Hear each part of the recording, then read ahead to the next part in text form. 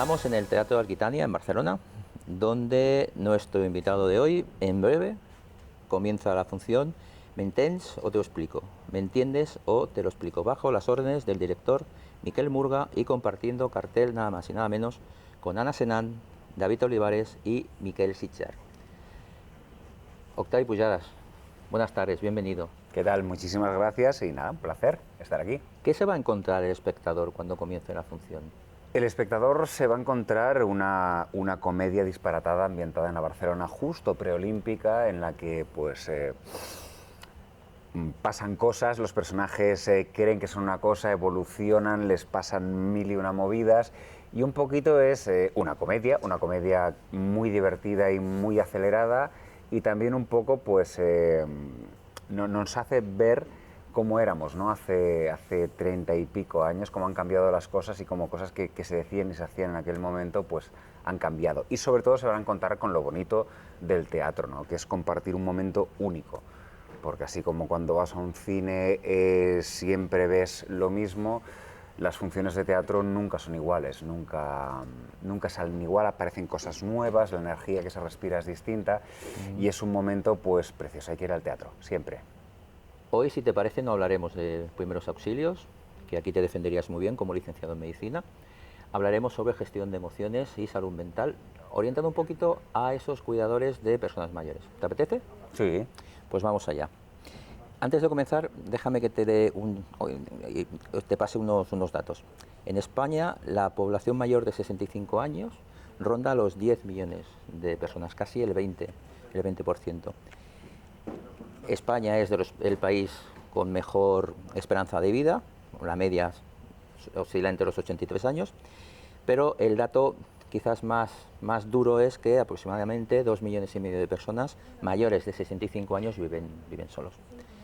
Cabe recordar que durante la pandemia estuviste junto a tu familia cuidando de tu padre, Joan Pujadas, el patriarca, y que en la actualidad estás con la tieta Amparo, una chiquilla llena de vitalidad. Y para poner en contexto esta entrevista, explicaré brevemente lo que le puede suceder a esa persona que cuida a un mayor, a uno de nuestros mayores, que es el síndrome del cuidador quemado. Es lo que el estrés, insomnio, cansancio, ansiedad, inclusive hasta la depresión que puede llegar a tener una persona que pasa 24 horas cuidando a una persona totalmente dependiente. Vamos allá. Octavi, ¿cómo decidiste ser el cuidador principal de tu padre? Porque era lo que había que hacer, pero además es que yo vivía con él, entonces yo cuando me separé me fui a vivir con mi padre, pensaba que sería una cosa circunstancial, porque yo estaba trabajando en Madrid, justo se me acabó el trabajo en Madrid, me empezó a salir trabajo en Barcelona y ya pues me quedé y llegó un punto en el que mi padre ya empezó a necesitar más atención y más cuidados y pues el proceso lógico era que yo siguiera con él. O sea, yo ya estaba con él cuando la pandemia, lo que pasa es que entonces la gente lo vio. Pero sí, yo me pasé sus últimos 8 años y pico de vida con él y pues cuidándole, atendiéndole, haciendo todas las cosas de casa, todas las gestiones de banco, de todo. Y bueno, adaptándome también a las necesidades cada vez mayores que tiene una persona de edad avanzada. ¿Cuáles fueron, bajo tu punto de vista, los mayores desafíos al cuidar de tu padre? Creo que sobre todo es a nivel mental, o sea, es exigente físicamente, pero no tienes... Es sobre todo la renuncia a tu espacio vital, ¿no? Y a tu tiempo vital. Al final, cada vez las demandas van siendo mayores y tú vas renunciando a más parcelas de tu vida y acabas pues que prácticamente al menos tienes la sensación de que todo el tiempo que tienes lo dedicas a esa persona y tampoco sabes si lo estás haciendo bien o si le podrías dedicar más. O sea, al final hay un componente de tener mucha paciencia con esa persona, mucho cariño también y a nivel personal eso es aguantar y encontrar tus estrategias para no venirte abajo. ¿Y esto a tu vida laboral afectó mucho? A mi vida laboral le afectó todo lo mínimo posible, porque sí que es cierto que cuando mi padre ya empezó a estar... mi padre era muy independiente, pero tenía la cabeza perfectamente despejada hasta prácticamente el final. sus limitaciones eran físicas. Entonces, cuando ya empezó a necesitar un apoyo constante, ya sí que pusimos a alguien unas horas al día cuando yo me fui a Madrid a trabajar. De todas formas, yo todos los fines de semana volvía, relevaba a esta persona, y cuando yo ya no estaba trabajando, pues estábamos mi padre y yo solo.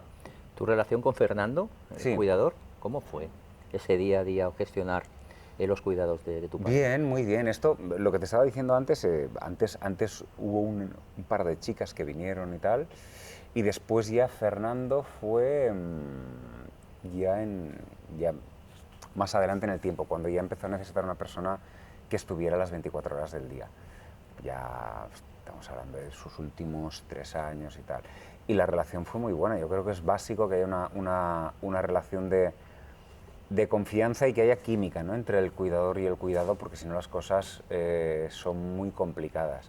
O sea, es más importante que la persona que cuida y la persona cuidada se lleven bien que toda la profesionalidad o las referencias o digamos la efectividad objetiva que pueda tener el cuidador, ¿no? Si no encajan con la persona que cuida, mal vamos. En numerosos vídeos, durante la pandemia, has estado siempre agradeciendo el trato que has recibido en el hospital, inclusive estos Sí. últimos días, que también lo comentaste. En unos momentos donde los sanitarios lo pasamos bastante mal, una situación bastante difícil. ¿Cómo fue ese día a día durante la pandemia, ir a visitar un hospital y el trato que tú recibiste por parte del personal? Pues mira, durante la pandemia, por suerte, visitamos un poquito el hospital. Visitamos poquito el hospital. Mi padre era sobre todo paciente respiratorio, y entonces pues cuando estábamos circunscritos en un ambiente en el que solo estábamos él y yo, pues no se contagiaba de nada. Pero así en general mi padre iba bastante, tenía que quedarse ingresado bastantes veces, además hacía infecciones por MRSA y tal. Y suerte del personal sanitario, yo también me quedaba con él siempre, me quedaba a dormir todas las noches con él, y si no hubiera sido tan por el personal sanitario no hubiéramos tirado adelante, y porque lo hicieron muy bien y porque tenían mucha paciencia y mucha mano izquierda. O sea, no solo los tratamientos médicos, sino también el cuidado del día a día de enfermería y auxiliares de enfermería. Eso es básico. ¿Cómo cuidaste tu salud mental? ¿Qué técnica utilizaste para estar cada día al 100%? Técnicas, para mí había una cosa que era básica, que era hacer deporte. O sea, yo tenía que sacar una hora, ni que fuera al día, prácticamente todos los días, para cuidarme a mí. Era un momento que reciclaba mi mente y que me reseteaba, ¿no?, un poco de toda la tensión y de todo el estrés y de toda la ansiedad que podía surgir en unas circunstancias así. Si no es por eso, yo hubiera petado. Y luego también tenía pues a mi pareja, a Ana, que me daba mucho apoyo moral y que también pues me hacía sentir querido y sostenido. Habiendo estudiado tantos años medicina, ya no, y el personal sanitario también tenemos ese hándicap, que no vamos al lado de la enfermedad, sino a veces vamos por delante. ¿Hubo algún momento donde tú eras consciente de que la vida seguía sus pasos, seguía evolucionando, y que poco a poco llegaría un momento? ¿Cómo se prepara una persona para llegar hasta ahí? Pues tampoco te lo planteas mucho, creo yo. O sea, es verdad, mi padre falleció con 92 años, o sea, es triste cuando fallece una persona querida sobre todo, pero no deja de ser el devenir normal de las cosas, ¿no? Entonces, sobre todo, más que prepararte cuando llegan los momentos finales, es sobre todo aceptar un poco sus decisiones, ¿no? Porque al principio te cabreas mucho, porque a la gente mayor le pasa muchas veces que el miedo de ir al médico por si me encuentran algo, no, me voy a poner bien, y tú sabes que no, tú sabes que van a empeorar, y que ir hoy al médico significaría pues un tratamiento antibiótico y ya está, pero si lo retrasamos 4 días significará 2 semanas de ingreso, con pues esto, con la espalda rota de dormir en un sofá, con el estrés que eso conlleva y tal. Eso era a nivel médico lo más estresante, o sea, no ser capaz de hacerle entender que las cosas deberían hacerse a su tiempo. Y luego ya después, cuando llegan los momentos finales, es aprender a dejar ir, ¿no? que además también en los sanitarios tenemos como muy grabado en la cabeza que como que hay que hacer lo que sea, ¿no? Alargar la vida a toda costa. O sea, y llega un momento en que dices, ¿para qué? ¿No? Pues bueno, pues si quiere hacer esto o si no quiere ir al hospital y el tratamiento que sea en casa y tal, pues que sea así y ya está. Hay que respetar cuando ya ves que el final está cerca, hay que ser, creo yo, no hay que crear este daño emocional simplemente por alargar unos meses más. Totalmente de acuerdo, ¿eh? Lo que hemos hablado, recuerdas que hemos hablado Sí. fuera de cámara, totalmente Sí, de sí, acuerdo. sí. Te voy a hacer una pregunta personal. Adelante. Estás totalmente en tu derecho de no querer contestarla.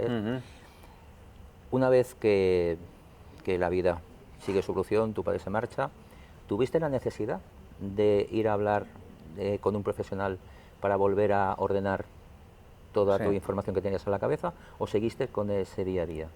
No, yo seguí porque la situación de cuidar a una persona mayor es complicada y sí que es cierto que hay sentimientos encontrados. O sea, le quieres mucho, no quieres que le pase nada, lo quieres cuidar hasta el final, pero hay momentos que dices, es que bueno, cuando ya lo ves inevitable dices, cuando se vaya descansará él y descansaremos todos. ¿De acuerdo?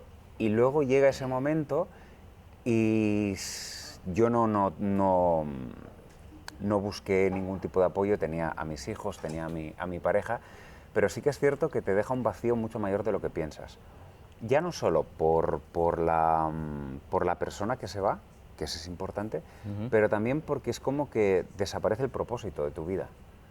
O sea, mientras le estás cuidando, eres muy consciente de todas las renuncias que estás haciendo y de todo lo que estás dejando de hacer por hacer lo que hay que hacer, que es cuidar a esa persona.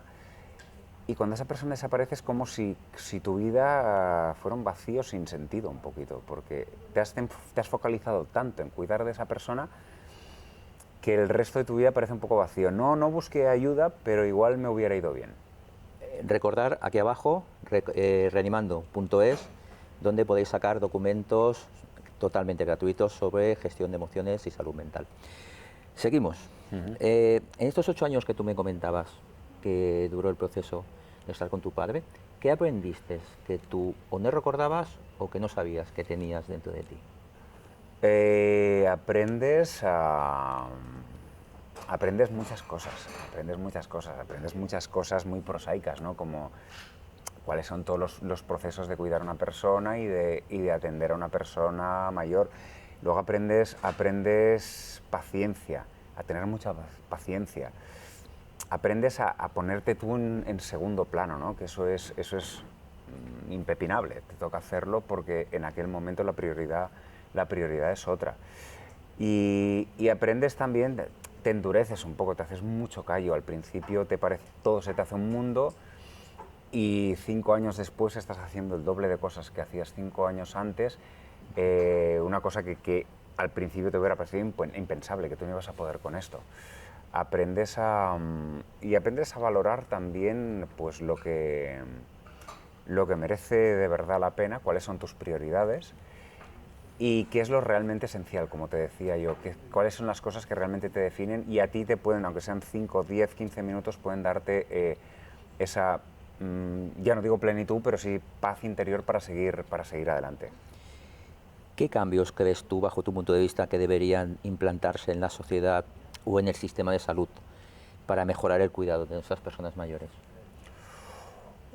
Para mejorar el cuidado de las personas mayores hay muchas cosas que se podrían hacer, creo yo, pero son cosas que requieren de inversión económica. Supongo que habría que redistribuir el tema de presupuestos, porque además es una cosa que nos vamos a encontrar, que cada vez habrá más gente mayor.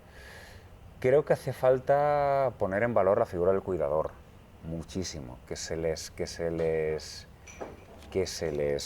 recompense económicamente, o sea, que sus sueldos sean dignos y estén a la altura del trabajo que están realizando. Voy de atrás adelante, ¿eh?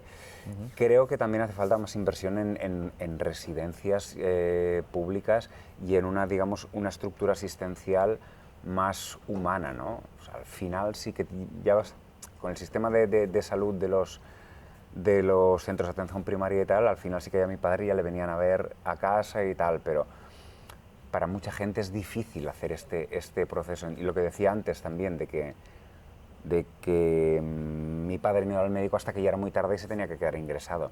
Si hubiera una manera de que llegaran antes y vinieran a casa, ya pues, años antes, cuando la persona empieza a estar un poco mayor, creo que sería una pequeña inversión que reportaría mucho más beneficio, porque al final tener una persona ingresada es un gasto tremendo que se podría evitar. Y también creo que habría que hacer mucha más divulgación y habría que centrarse más en la educación a muchos niveles, desde que la gente más joven valore a la figura del mayor en la familia. Tendrían que haber, creo, como los permisos de maternidad o de paternidad, debería haber mayor sensibilidad en las empresas a la hora de flexibilizar el que se pueda cuidar a una persona mayor. Políticas, ya yéndome al principio, que creo que al final lo del principio es como más etéreo, pero es lo más eficaz. Políticas desde educación en salud y nutrición para que si vamos a llegar más mayores, que al menos lleguemos en condiciones. Y ya para finalizar, ¿qué consejo le darías a ese cuidador, a esa cuidadora que nos están viendo en estos momentos? Consejos para cuidadores. Que nunca pierdan de vista que lo que están haciendo es muy duro y consume mucho tiempo, pero al final te da una gran paz y tranquilidad de saber que has estado ahí cuidando y haciendo lo correcto hasta el último momento. Que tengan paciencia, que se busquen sus parcelas para ellos solos, o sea que hay que ser mínimamente egoísta en algunos momentos para no que tu persona no se diluya en el cuidado a otra persona, y que se tomen las cosas con el máximo de humor posible, porque al final hay momentos es una circunstancia dura y al final sacarle un poco de punta y tomarse las cosas con humor siempre viene bien, en esto y en cualquier aspecto de la vida. Tenemos un patrocinador, reanimando.es, sí, que me preguntaba, Luis, que es el dueño de la empresa, me preguntaba, ¿y cómo contactáis con los famosos? En tu caso, ¿te acuerdas que te atracamos el día de la gala del deporte solidario, que nos colamos? ¿En pero serio? Este año estamos invitados. Ah, vale. Nos colamos. Y siempre llevamos el DNI porque no sabemos dónde vamos a acabar, pero bueno, tenemos que empezar por algún sitio. Que en el momento que te hicimos la propuesta, fuiste muy receptivo, nos diste tu teléfono personal y en todos estos meses, nada más que agradecerte la paciencia, tu agenda, nuestra agenda también, que has tenido con nosotros. Muchísimas gracias, y para que no te olvides de nosotros tan fácilmente, te damos un obsequio de parte de Actúa, de la familia de Actúa, diseño de Andrés. Ahí va. Diseño suyo. Hombre. A ver. No hay nada relacionado con lo que hacía él antes, que hemos estado hablando. No. Tampoco el tamaño no sería muy... A ver. Hombre. No sabemos si eres buen cafetero. Mira qué bien. Sí. Uy, que se me cae. ¡Ole, qué chula! Otra la colección. Sí, porque ahora tengo a mis hijos todos los días en casa y las tazas van que vuelan. Somos cafeteros los 4. Vale, pues muchísimas gracias. Y nosotros no sabemos dónde será la próxima entrevista ni con quién, pero os aseguro que si es con personas como Octavi lo vamos a pasar genial. Hasta luego. Hasta luego.